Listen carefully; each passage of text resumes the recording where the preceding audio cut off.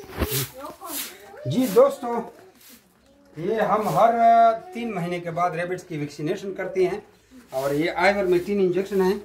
अभी हम आप लोगों के सामने 100 रेबिट्स को ये इंजेक्शन लगाने वाले हैं। चल बस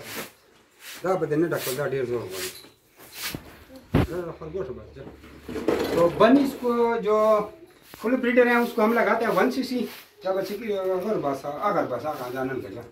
जो फुल ब्रीडर हैं उनको लगाते हैं 1 cc। जो प्रेग्नेंट हो या दूध वाली हो, जो बच्चों को दूध पिलाती है, उनको हम लगाते हैं 1/2 cc।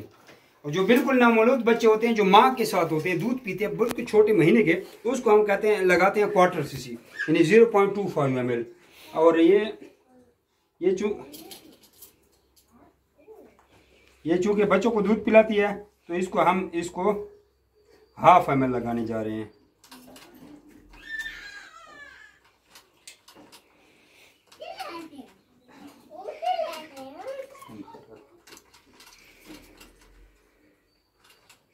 ठीक है जी।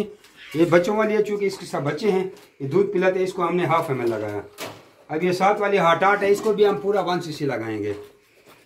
और ये 100 रेबिट्स हैं। अभी फ़िलहाल 100 रेबिट्स को हम लगाते हैं, उसके बाद फिर हम थक जाते हैं। और सब ये आप लोग बताना था कि इससे खरगोशों की खारिश हमारे सारे मसले हल हो जाते हैं और बीमार भी नहीं होते।